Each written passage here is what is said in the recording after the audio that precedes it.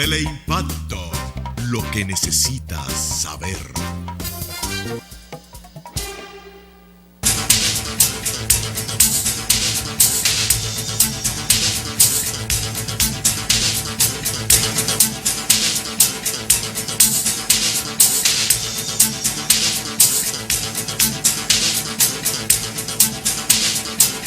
Bien, señores, bienvenidos a otra entrega de Sondeo. Hoy es miércoles.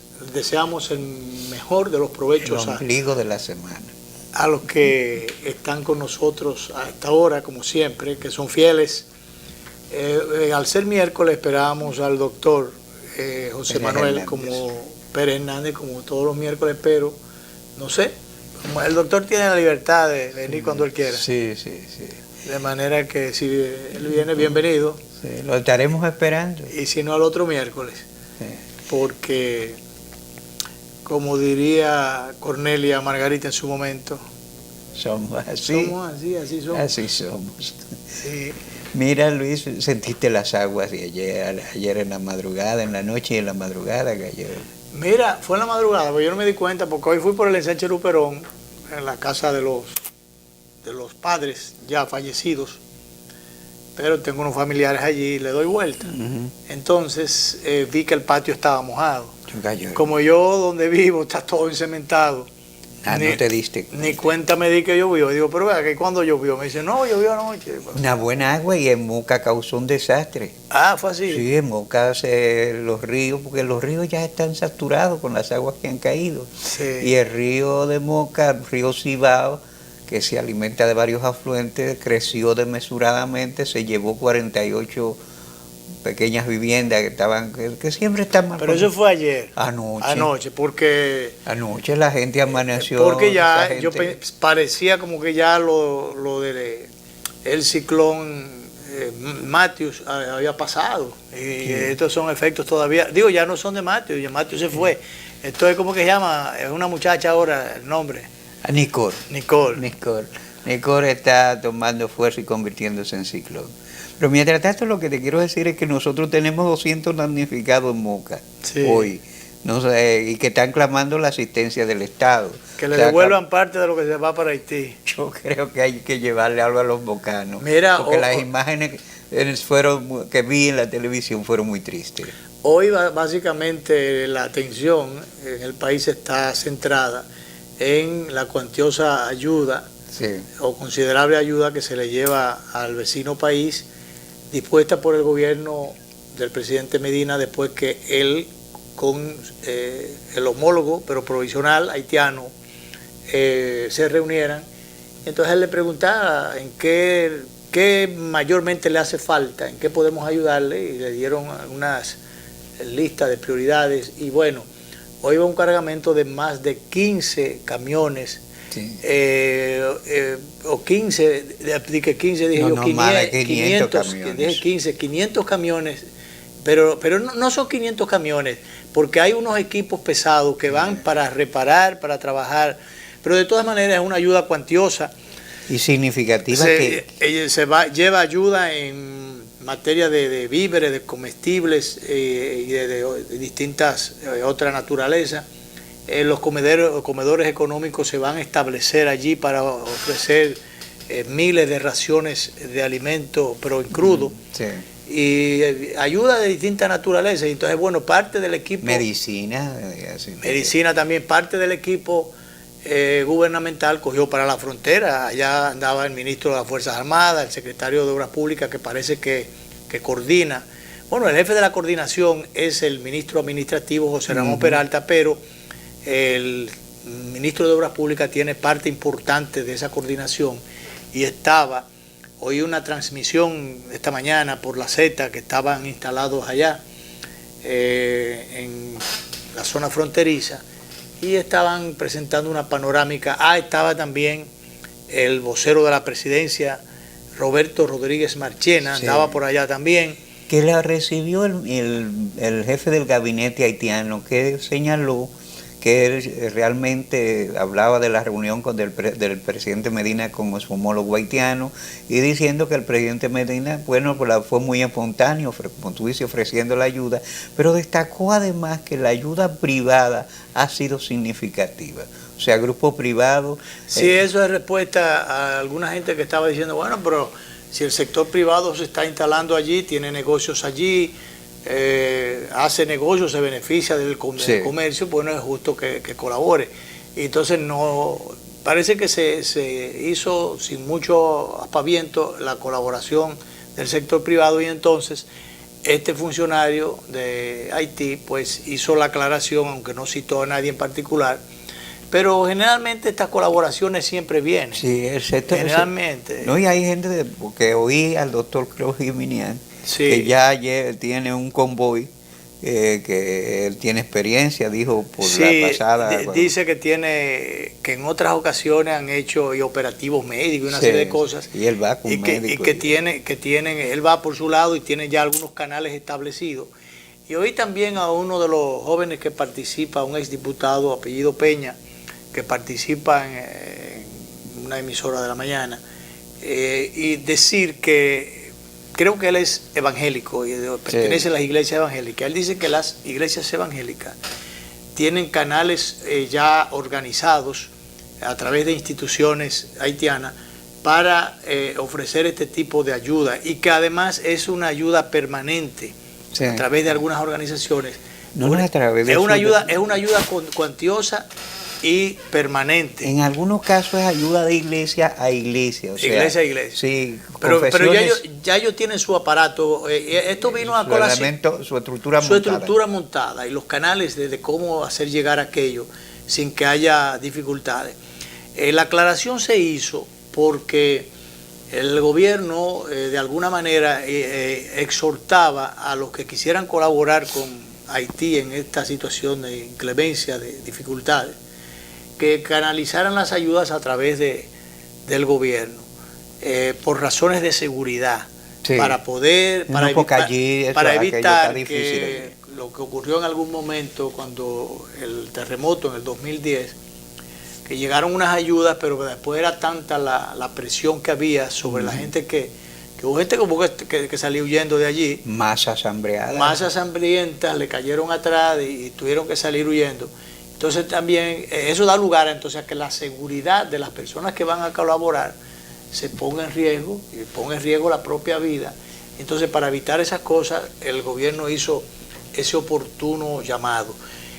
Yo de todas maneras sé que cada cual quiere, sea los gobiernos, sea el sector privado, sea las iglesias, quien sea, generalmente quieren manejar las cosas porque es natural. En la medida en que tú haces el trabajo y el bulto es más grande, se ve de más lejos. Sí. Entonces, por eso siempre se quiere las dos cosas: que la colaboración llegue, que llegue la ayuda, que lleguen los medicamentos, los alimentos y las cosas que se van a repartir, pero que también sepa quién las dio. Sí. Entonces, generalmente ocurre eso. Yo recuerdo una vez que creo que fue en el primer gobierno del presidente Leonel Fernández, que hubo una situación de esas que se presenta cuando la naturaleza se revoltea aquí en el país. Y entonces vino una gran cantidad de ayuda. Se hizo un telemaratón en el Canal 13, allá en La Pastel, Telecentro. Y hubo una reunión en la oficina de Guaroa Liranzo, que era el dueño del Canal 13, creo que hace poco que ya lo vendió. Y entonces en esa reunión, en la dirección del canal, estaba el cardenal López Rodríguez, estaba Monseñor Agripino Núñez, estaba Pepín Corripio, y estaban otros empresarios. Yo estaba presente también, teníamos el programa, yo creo que ya tú te habías ido, no sé, digo, ese día, como había una transmisión, había un telemaratón, bueno, pues no había programa, pero yo accedía a formar parte de a ese encuentro. Y entonces recuerdo que había una queja de la alta jerarquía de la iglesia en ese momento, porque el gobierno no solamente verbal, sino creo que mediante una disposición instruía para canalizar todas las ayudas a través del mecanismo que había establecido el gobierno para repartir esa ayuda a los damnificados de este país. Que resulta que la iglesia tenía, además de que tiene sus mecanismos, tenía sus paquetes en las aduanas que le habían mandado otras iglesias de fuera. Sí. Y eso, bueno, entonces agarraron esto y ligaron un lío con el otro, un paquete con el otro, y eso disgustó a la alta jerarquía de la iglesia. Recuerdo cómo ahora, que de ahí vino una expresión que aunque fue en privado, pero habíamos muchos allí y la oímos todos. Sí. Del cardenal López Rodríguez, que a quien yo siempre reconozco la responsabilidad. Hay que distinguirlo. Sí. Cómo él maneja, nos acostumbró a manejar. Incluso su presencia hace falta en los debates. Claro que sí, su peso específico hace falta para asumir posiciones de responsabilidad, de contundencia en situaciones que muchas veces las tenemos de frente y diría uno, ¿quién nos defenderá o quién podrá defendernos? En aquellos tiempos nos defendía el cardenal López Rodríguez. Sí. Por eso nosotros siempre, tú y yo en particular, siempre sacábamos su espacio aparte a él. Y bueno, pues la expresión que utilizó fue su queja sobre esa disposición del gobierno.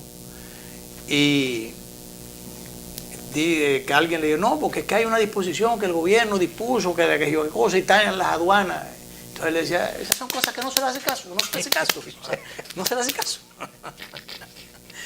Esa expresión a mí se me ha quedado grabada y siempre, cada cierto tiempo yo la saco a colación, porque realmente yo pienso que aquí hay veces que hay que decir y manejarse así. Hay cosas a las que no se le puede hacer caso, aun cuando hay otras a las que hay que ponerle mucha atención. Mucha atención. Por ejemplo, hay que ponerle mucha atención a lo que ha revelado el licenciado Félix Jiménez Felucho sobre la refinería dominicana de petróleo.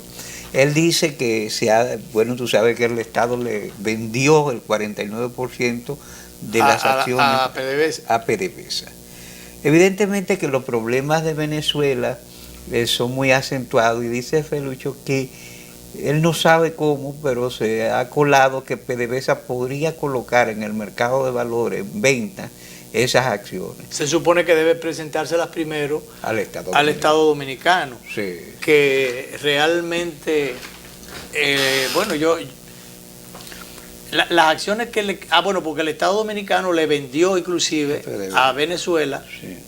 Porque era capital dominicano, pero producto de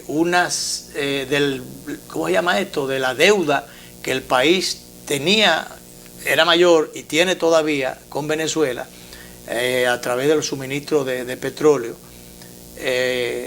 Realmente se compensó allí y trató, porque realmente el acuerdo era para pagarle con habichuela y con una serie de cosas, pero se colocó muy poca cosa, es la verdad. No, pero, por ejemplo, este año la refinería va a cerrar con una ganancia de 10.000 millones. Una ganancia de 10.000 millones. Entonces, lo lógico es que primero quizás es porque como República Dominicana le debe a Venezuela, todavía le debe, no sé por dónde andará esa deuda, pero no es tanta porque realmente tú recuerdas que se renegoció y entonces se bajó. O sea, yo creo que la parte que se le debe es la parte nueva, porque o no sé qué porcentaje, porque hubo un pago, el Estado buscó se entendió que fue una buena operación del gobierno dominicano y disposición del presidente Medina. Ahora se está diciendo lo contrario. Ahora se dice lo contrario. Sí, que la operación no fue correcta. Pero ¿por qué no? Si muchos teóricos de lo que hablan de economía y que uno oye, uno no sabe de economía, pero en su momento se dijo que fue en su momento, de los distintos opinadores en el área económica. Nosotros trajimos algunas de las. Claro, que dijeron que era excelente. Recuerdo, entre ellos, el director de economía de la universidad. Sí. ¿Cómo es que se llama? Autónoma. Si nuestro amigo. Bueno, él fue de los que entendió que era, y yo oí a varios economistas opinar que era una negociación correcta, porque fue aún vendida, fue negociada a una tasa muy diferente, un porcentaje. Sí. No, la operación supuestamente tenía grandes ventajas. Ahora a Felucho le extraña que hay sectores privados, corporaciones extranjeras, gobiernos extranjeros, gente de que están detrás de eso. Entonces lo lógico es que si el gobierno puede adquirir aquello, o pon tú que no fuera el gobierno, pero que fuera entonces el sector privado local, para que las cosas se queden, o los beneficios se queden en el país. Pero primero tiene que ofertarse al gobierno dominicano. Eso de Felucho se revela que hay sectores capitalistas locales bastante interesados. Evidentemente, que tú sabes que algunos de nuestros capitalistas locales a veces quieren negociar con... Que le den un pedazo. Lo que quieren es el precio de vaca muerta. Pagar con la beneficia. Que quieren el precio de vaca muerta, porque por eso ese es el gran problema, porque lo ideal sería si gentes de negocios de aquí, que hay mucha bien situada, bien posicionada económicamente, a veces prefieren hacer los negocios y llevarse su cuarto para otro lado, en vez de...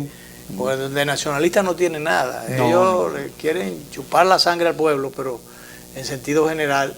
Pero no quieren invertir aquí, van a invertir a qué sé yo dónde, por allá. Entonces, como tú dices, quizás se aparezcan capitalistas locales que tengan el criterio y la verdad estén dispuestos a abonar lo que la empresa vale, porque una empresa que arroja 10.000 millones de ganancias... Y si es una oportunidad para hacer negocios y es una oportunidad para que esta empresa de capital mixto, en vez de... que la otra parte vaya a parar sabido a dónde, que se queden los intereses aquí. De alguna forma el beneficio va a ser para el país, sobre todo operaciones que se hacen en dólares, esos dólares van a quedarse aquí, va a ser moneda fuerte.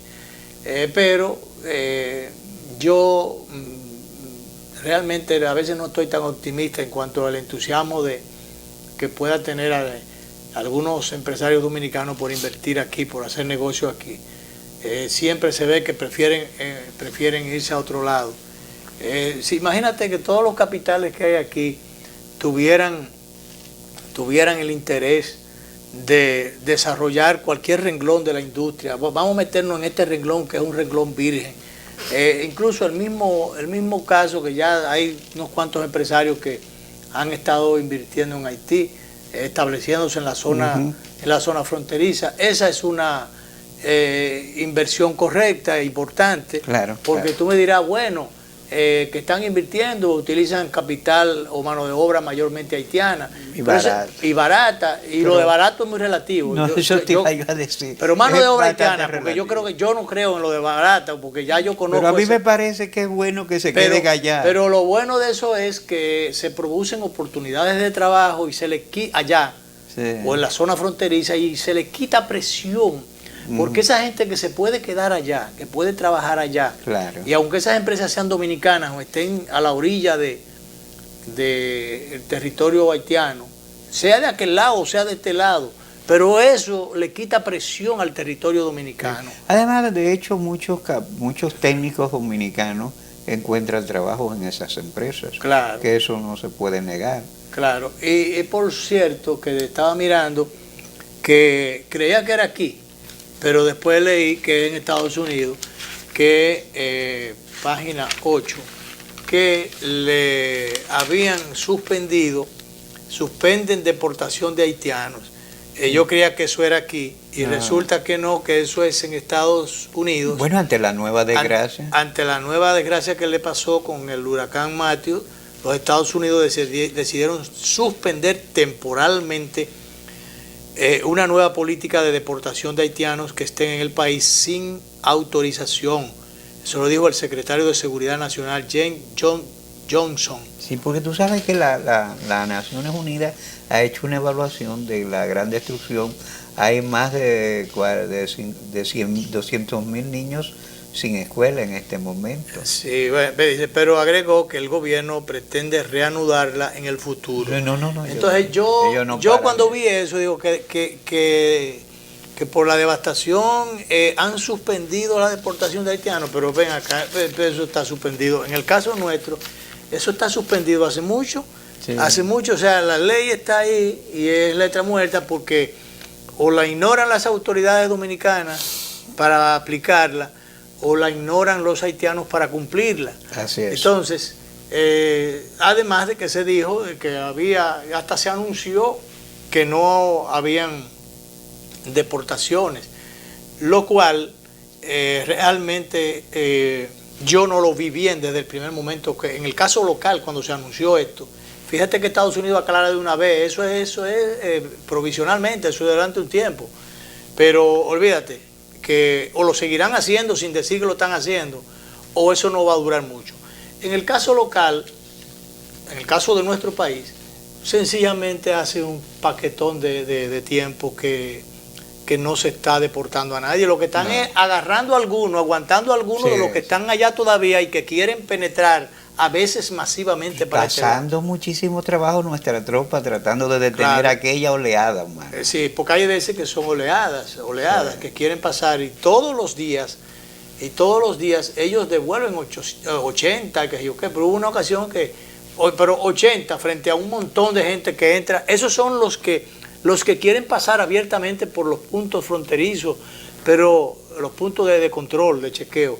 Imagínate donde los que pasan de manera escurridiza, por donde no hay ningún tipo de control, o burla los controles más o menos vulnerables que hay. O sea, ¿quién tiene estadística de eso? ¿Quién sabe por dónde andan esos números? Y sobre todo, lo malo de eso fue cuando se anunció que las redadas o las deportaciones estaban suspendidas. Porque es que eso no se suspende, porque es la ley la que establece. No, así es. Es la ley la que dice lo que hay que hacer. Danilo, vámonos a la primera pausa.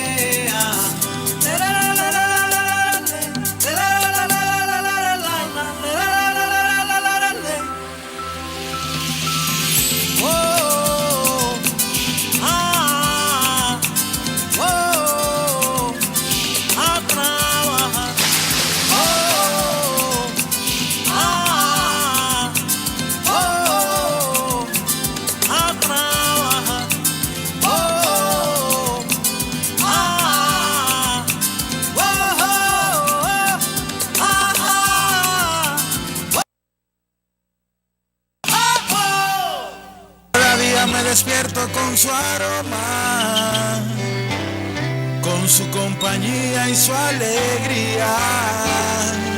Véndame la vida como siempre, siéntate aquí a ver el mar y que el aroma permanezca. Porque el sabor empieza en el aroma, porque me tienes y te tengo. Porque las tradiciones no se pierden y esta es orgullo de todos. Ven con tu café de siempre, con esa aroma que enamora, con esencia de familia, con Café Santo Domingo. Café Santo Domingo, sabor que empieza en el aroma. Tu café de siempre. La CDEE, enfocados en su plan integral, trabaja en más de 100 proyectos de reducción de pérdidas y rehabilitación de redes en todo el país para mejorar el voltaje y mantener la continuidad del servicio. Se construyen 8 nuevas subestaciones, 16 en proceso de repotenciación, 24 en total. Avanzamos con 1.825 kilómetros de redes rehabilitadas, 268 kilómetros de nuevos circuitos, más de 20.000 clientes prepago, 243.000 clientes normalizados, 212.000 nuevos clientes telemedidos, alcanzando ya más de 340.000 en las 3 sedes. Corporación Dominicana de Empresas Eléctricas Estatales, CDEE, hacia la solución definitiva.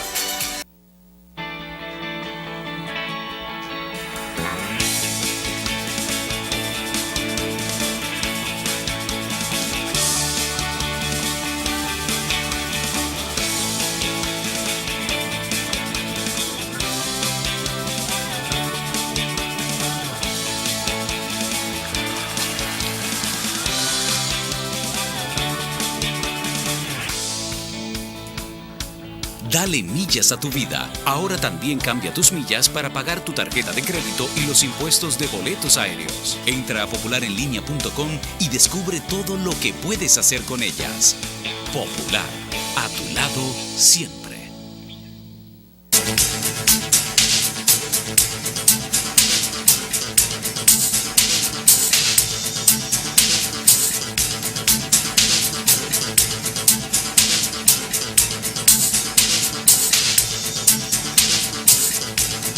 Bueno, Luis, hace mucho nosotros, que tú tienes más experiencia que yo en los medios, porque ocupaste de reportero inicial hasta jefe de redacción. Su jefe de redacción de Nacional. Su jefe de redacción, y fuiste reportero especial.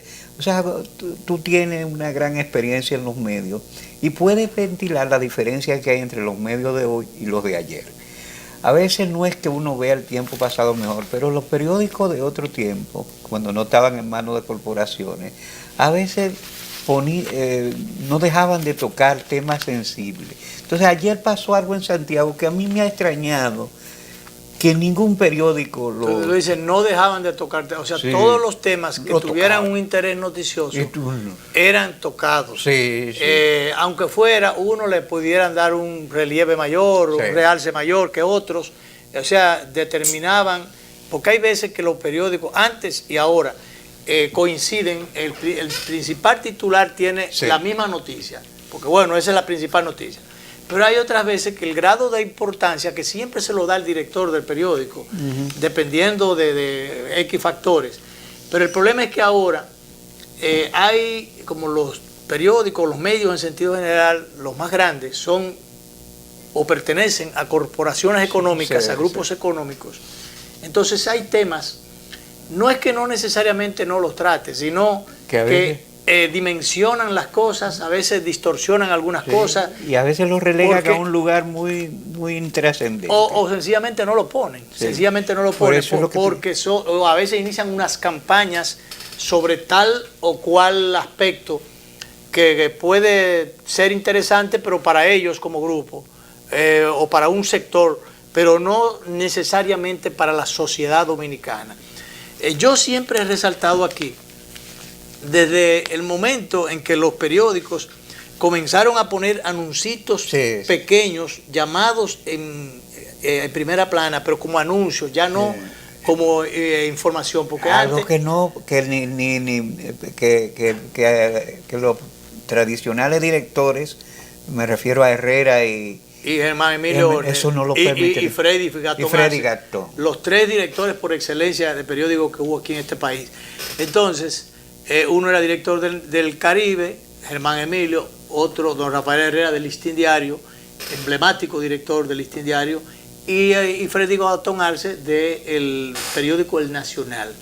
Entonces, en esos tiempos se especificaba muy bien cuando algo era una propaganda, un anuncio comercial, un anuncio, y era de interés comercial, bueno, se ponía con un asterisco, con un, sí, llamado, o mínimo se le ponían entonces una raya debajo más grande en negrita más grande que lo tradicional. Sí. O esos anuncios eran el texto en negrita, o sea, una letra más negra y más grande Sí, que lo distinguía. que la normal, que él lo distinguía.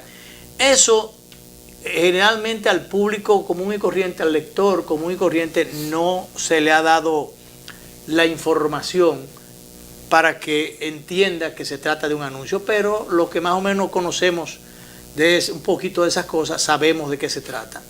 Ahora bien, después que se pasó de esos pequeños llamados en primera plana como anuncios, a coger y encartar el periódico en un anuncio. Mira por ejemplo, en el día de hoy. No se te ha encartado un anuncio. Mira, esto es, bueno, de este lado tiene la mitad. Esto es anuncio y el cuerpo inferior. Y la mitad es cosa. Lo después aquí solo tiene esta que es una columna diaria, esto que es una parte... Una viñeta humorística.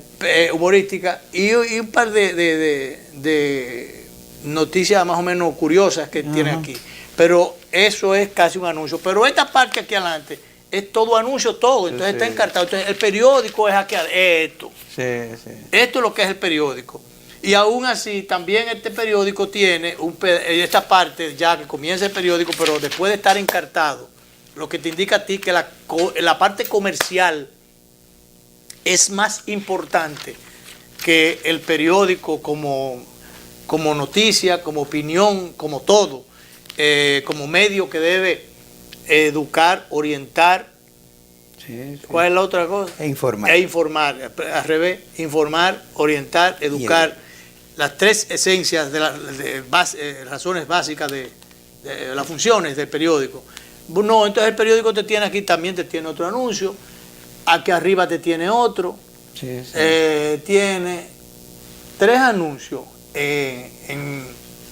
ya lo que es el periódico como tal.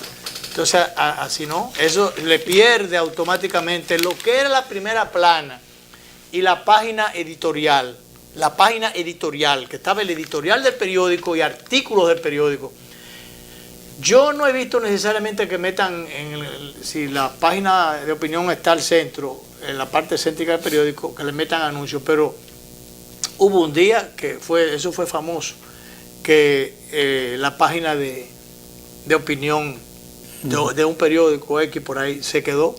Salió sin editorial ese día. Pero con mucho anuncio. Pero tú puedes estar seguro que fue que en la sustitución de página por página, cambiando una página última hora, porque lo que hacen con eso es que la página entera, que tiene a veces noticias básicamente, entonces esa página ya está diagramada, lo que hace es que llega un anuncio de página entera, entonces te cambian esta página por esta, y entonces sacan la página informativa para meterte una página de anuncios. Entonces, bueno, los periódicos no pueden rechazar eso, porque sin los anuncios no hay periódico. Exacto. Bueno, pero ¿qué pasa? Porque los periódicos también no se nutren, no resuelven sus problemas económicos, o no se equilibran económicamente con las ventas del periódico como tal, lo que cuesta el periódico. Cuando lo han ido subiendo desde 5 centavos, 10 centavos, ya va por 40 pesos los sábados. Entonces, con eso, aún los 40 pesos los sábados y los otros días regulares 25 pesos, los periódicos que se venden, con eso no da para el costo. Eso no cubre. No cubre. Entonces, ¿de dónde se cubre? Con los anuncios. Entonces los periódicos siempre han tenido esa parte comercial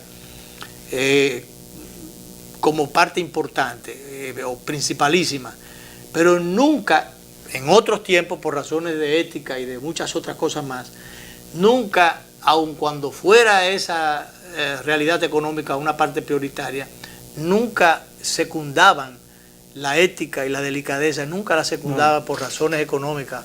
Ya cualquier cosa se puede.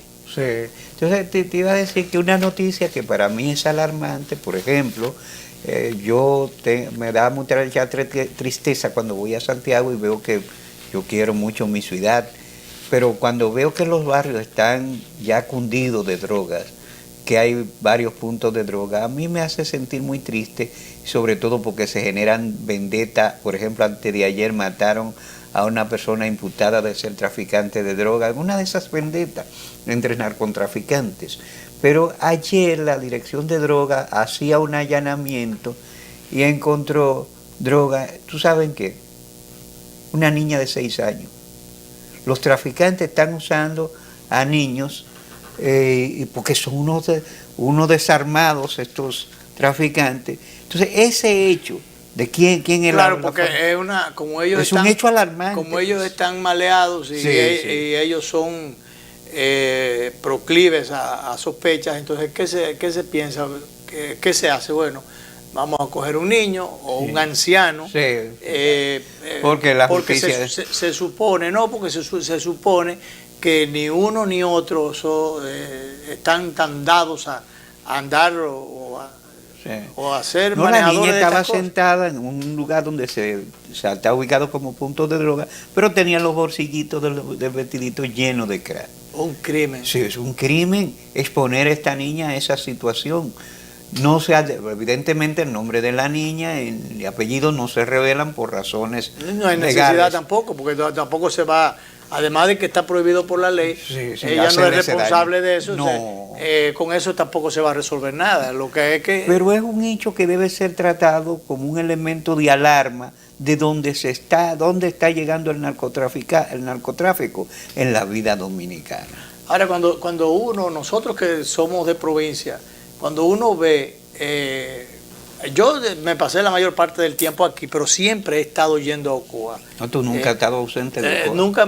Yo hubo un tiempo en que duré unos años, quizás más de 10 años, que no iba con tanta frecuencia, quizás más de 10 años, pero los tiempos que estaba estudiando aquí, una serie de cosas, y no tenía tanta presencia en Ocoa. Pero después sí, retomé eso y he estado todo el tiempo en conexión. Pero para los fines tengo muy fresca lo que es la vida y el comportamiento de la gente de la provincia y del campo. Entonces, ¿qué quiero decir? Cuando tú haces esa referencia con mucha pena, de cómo anda tu pueblo, yo vi, por ejemplo, algo parecido me pasó cuando leí ayer, uno de estos días leí que en Ocoa se estaban quejando de la proliferación de asaltos, en Ocoa, en unos barrios de Ocoa y en el interior, incluso en Sabana Larga. Digo, pero ven acá. Una ciudad, un pueblo que tú lo viste en su etapa bucólica, claro, tranquila, entonces, de vecindario. ¿Quién se iba a imaginar que eso hubiera estado primero? Por ejemplo, ahora uno de los casos lamentables que estuvieron ocurriendo fue poblándose de haitianos.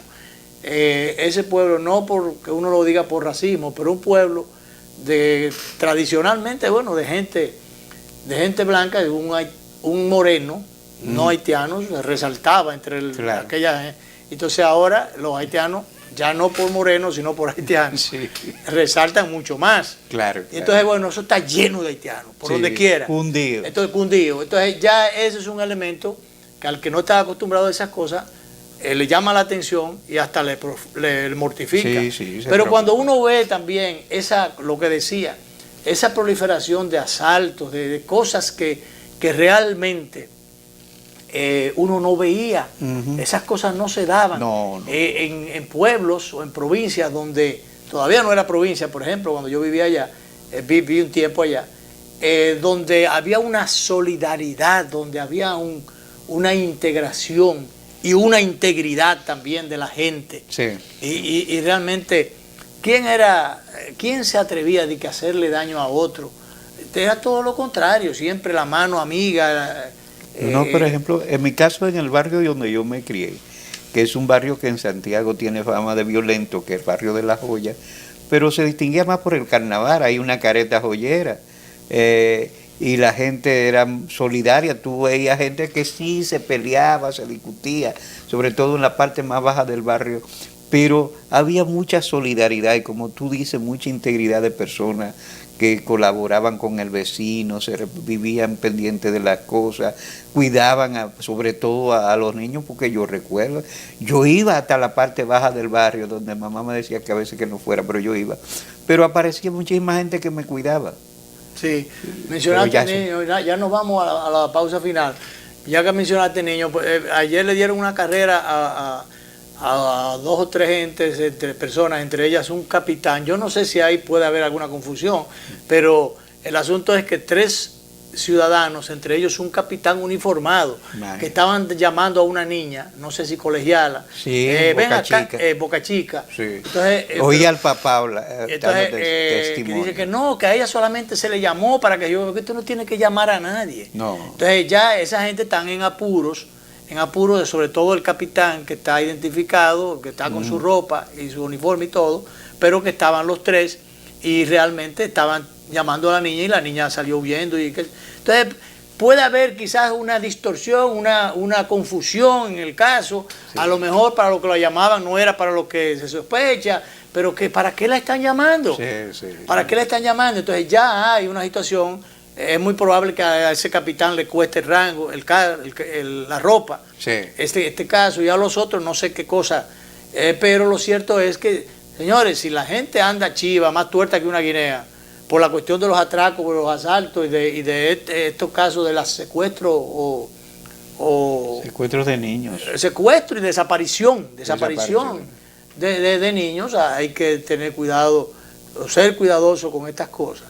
Y de todas maneras, esto debe ser objeto de una profunda investigación, porque quizás en este caso, y me aventuro sin mayores conocimientos de causa, a creer que pudo tratarse a lo mejor de una frescura, no sé qué cosa, pero quizás no era con la idea de secuestrar, lo que sé yo, pero lo cierto es que como hay muchas dudas, muchas sospechas, entonces hay que tener cuidado con eso, tener cuidado con eso.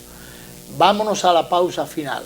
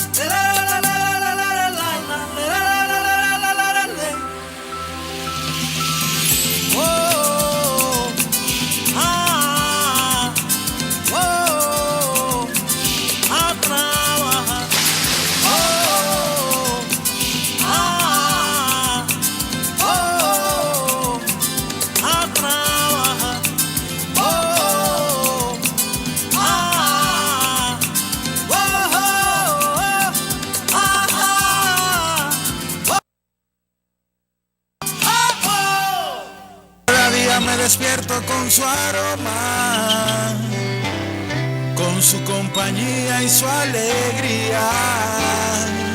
Véndame la vida como siempre, siéntate aquí a ver el mar y que el aroma permanezca. Porque el sabor empieza en el aroma, porque me tienes y te tengo. Porque las tradiciones no se pierden y esta es orgullo de todos. Ven con tu café de siempre, con esa aroma que enamora, con esencia de familia, con tu café Santo. Café Santo Domingo, sabor que empieza en el aroma. Tu café de siempre. La CDEE, enfocados en su plan integral, trabaja en más de 100 proyectos de reducción de pérdidas y rehabilitación de redes en todo el país para mejorar el voltaje y mantener la continuidad del servicio. Se construyen 8 nuevas subestaciones, 16 en proceso de repotenciación, 24 en total. Avanzamos con 1.825 kilómetros de redes rehabilitadas, 268 kilómetros de nuevos circuitos, más de 20.000 clientes prepago, 243.000 clientes normalizados, 212.000 nuevos clientes telemedidos, alcanzando ya más de 340.000 en las 3 sedes. Corporación Dominicana de Empresas Eléctricas Estatales, CDEE, hacia la solución definitiva.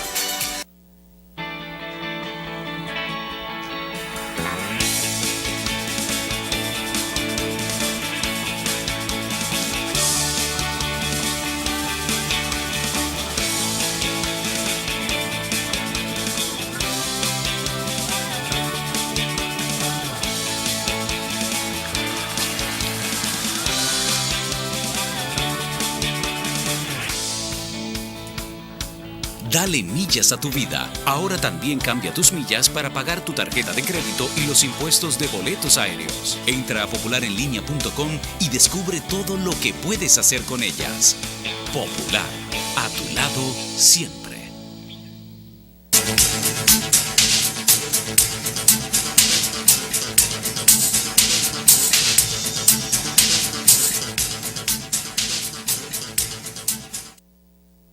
Final, Danilo, yo he estado observando contactos y acuerdos interesantes que ha estado haciendo, interinstitucionales que ha estado haciendo el joven y nuevo alcalde del Distrito Nacional, el joven David Collado, con una serie de instituciones y además reformulando algunas políticas, algunas decisiones o responsabilidades municipales, comenzando por el caso del parque llamado Iberoamericano, llamado Parque de las Luces, que bueno, ya donde se hacía la brillante Navidad, lo primero fue que allí los vecinos tenían una queja con el tema del anfiteatro, porque allí se hacían algunos espectáculos que eran estridentes y que ocasionaban algunos problemas a la vecindad. Él en su campaña prometió que iba a reconsiderar aquello, que iba a pasar esto al Ministerio de Cultura para que hiciera algún tipo de evento, otro tipo de eventos, pero no eventos estridentes, ya que ello se había comercializado y se le había estado ya arrendando a empresarios, promotores artísticos privados, y entonces la frecuencia, o sea, las actividades eran más frecuentes de la cuenta y tenía sus problemas. Él cumplió con esa parte, que fue compromiso de campaña. De ahí se pasó al tema entonces de la brillante Navidad, que era muy brillante y muy iluminada.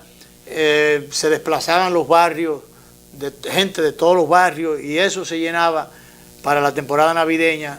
Yo creo que fue un bonito proyecto.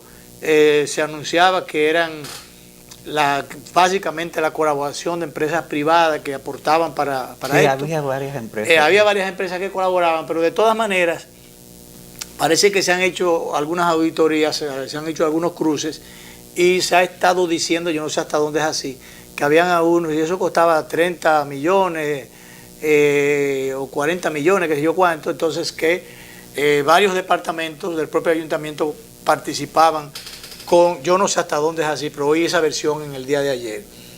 De todas maneras, era un espectáculo bonito. Hay varias versiones, Luis, una de ellas, y esa enaltece hasta David Collado, una de ellas es que la gente que se ocupaba de eso, de repente le dejó el claro. O sea, tú hablas con nosotros, pero ven acá, no hay nadie, te dejaron todos esos furgones. Y él, para no decir que es un sabotaje, ha dicho que, porque decir que es un sabotaje, sí, le crearía conflictos políticos. De todas maneras, yo creo que él hizo muy bien en abrirse, bueno, más que abrirse, se abrieron las otras instituciones, él tocó puertas, lo hizo visitando, bueno, comenzando por el principio, como es natural. Lo primero que hizo bien fue ir a buscar su certificado, su pergamino de elección, y en eso diferenciarse con respecto a los demás miembros del PRM que habían resultado electos por el voto de la gente. Él buscó su certificado, entonces después tocó la puerta, se anunció con el presidente lo recibió, el presidente dio instrucciones para que el ministro de Obras Públicas le diera apoyo, que trabajaran en combinación, el ministro lo visitó y hay una serie de cosas que se están haciendo en combinación. Ayer andaba con el director de la CAAS. Ayer andaba con el director de la CAAS porque resulta que el parque de por aquí de las praderas, eso fue construido por la CAAS, pero entonces se le dio al ayuntamiento para que lo siguiera administrando y allí había muchísimos problemas todavía. Los problemas de la contaminación, las aguas negras y esas cosas residuales, eso se corrigió a medias. Habían problemas todavía porque realmente la administración se pasó al ayuntamiento. Debe haber una combinación de los dos, de las dos instituciones. Entonces parece que eso se ha retomado y ya eso va a rendir los frutos que debe rendir. Pero lo mismo se ha hecho con otras instituciones. Bueno, con el caso de lo de la brillante Navidad, él dice, bueno, que esos 30 o 40 millones creo que son más, que se gastaban allí en luces, que eso lo que va a hacer es dedicar eso a iluminar barrios o sectores que estaban oscuros, sectores que estaban anteriormente oscuros, y la gente de los barrios se ha estado alegrando de eso. Así es. Entonces yo creo que esto él ha evaluado. Está también el caso del Parque Mirador. El Parque Mirador eso estaba descuidado, se hizo un patronato que no hizo nada, se pusieron aquella vez unos cuantos tanques, se hizo un amaraco, pero no hizo más nada. Bueno, pues ahora anunció nuevos vigilantes del ayuntamiento, a pesar de que eso después que un equipo de militares, hay policías todavía, pero cuando eso se lo entregaron a la guardia, ha tenido otro giro. Sí, está más cuidado. Más cuidado. Más y mejor cuidado. Más y mejor cuidado. Entonces, ya también allí ha intervenido Obras Públicas. Obras Públicas. Entonces, bachó todo eso. Se iluminó la avenida desde aquí adelante hasta el final, hasta la Luperón. Eso costó 30 millones de pesos. Esos 30 millones de pesos fueron aportados por 3 empresas privadas, entre ellos Orange, no recuerdo las otras, pero me acuerdo de esa. Se están consiguiendo cosas y resolviendo cosas. Me dirán que las escobitas nuevas barren bien. Para eso. Pero está bien, él es joven y es escoba nueva. Entonces yo creo que mientras tanto, de ese accionar, de esa dinámica, quien se beneficia es la ciudadanía. Sí. Tú sabes que a mí me está gustando tanto la accionar de él como la del compañero Guillén, nuestro amigo en San Cristóbal, que encontró allí un desorden mayúsculo. Nelson Guillén, que es un hombre de armas a tomar y una persona que sabe lo que tiene entre manos, era lo mejor que le podía pasar a San Cristóbal después de tantos fiascos que había pasado como síndicos. Entonces, Nelson Guillén ha descubierto allí que hay una cantidad de carretas que están la gente recogiendo la basura en la calle, en distintos sitios, y tirándola al río. Contaminando el río, dañando todo aquello. Ayer oí a uno que decía, bueno, tienen que buscar una solución a esto, el medio ambiente y el ayuntamiento tienen que ser cuidadosos y saber que nosotros somos padres de familia. Porque de esto vivimos como 180 padres de familia. Pero matan a muchísimos. Pero ese no es el problema, porque le están matando al río y están matándole la vida a la comunidad. Entonces, Nelson Guillén dijo bien claro, dice, no, los que están en esto o van presos, o van para la justicia o van a tener problemas. Pero de todas maneras, es bueno que Nelson haya tomado acciones sobre esto. Esas son de las cosas que hay que detener, que hay que corregir. Usted no puede permitir que vayan que tengan un río o un arroyo o una cañada por donde pase un arroyo, como un lugar de depósito de basura. Eso no debe Usted ser. no puede permitir, como se vio en días pasados, que una empresa, se dijo que la empresa, que la presidente, que maneja el grupo, que maneja la presidenta y demás cervezas, que ellos hicieron algunas aclaraciones, yo no sé si fueron tan convincentes. Sí, no están diciendo que ellos tienen su planta de tratamiento. Pero parecía que pero lo que se veía ahí en principio, una nota que se vio, una imagen, se veían unos desechos verdecitos, amarillos, una cosa que era realmente totalmente tóxico, y eso se veía ahí a boquejarro. Entonces habría que ver si era una foto vieja o un video viejo, si el asunto es más allá, que tienen la planta de tratamiento, qué es lo que pasa. Pero ya no solamente esta empresa, cualquier otra empresa, hay muchas empresas que han tenido el Mar Caribe, han tenido el río Osama y han tenido el río Isabela como desecho, como la cloaca. De hecho, estas desembocaduras, lo que las tienen es como las cloacas de la ciudad. Así no debe ser. Eso no puede ser, esas cosas hay que corregirlas, esas cosas hay que penalizarlas. Tengo el dato de que en el Malecón, que funciona una serie de hoteles, que es lo que debería haber allí. Allí, eso que también creo que es es parte de los planes que tiene el ayuntamiento de rescatar aquello, importantizar aquello, para hacerlo atractivo y estimular a la inversión hotelera en esa zona. Eso debe estar lleno de hoteles. Sí. Una vez que quisieron hacer una isla flotante ahí, que eso fue un proyecto... A mí me parecía bien. A mí particularmente, que comenzaron a atacarlo, que cómo es posible, pero señores, meterle unas piedras, unos rellenos, y encima de esas piedras hacer una isla, una isla no artificial. Era una isla artificial, pero también era, los japoneses lo era una construcción de hoteles maravillosos ahí al frente de los otros, eso encima de piedra, pero y eso no lo hay en muchísimos países adelantados. Claro. Eso hubiese sido fuente de desarrollo, fuente de empleo y de mejoramiento de todo ese entorno que está perdido, arrabalizado.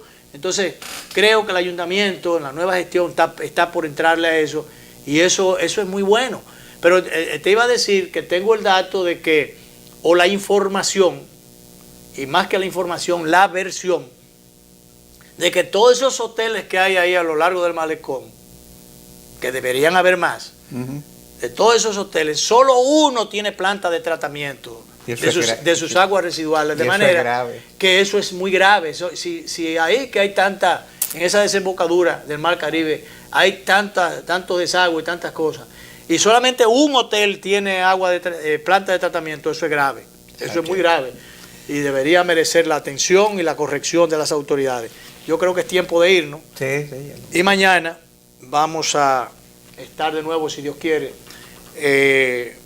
Andrés Lugo Risset, joven dirigente político, muy apreciado por nosotros, va a estar con nosotros mañana, si Dios quiere. Nos vamos.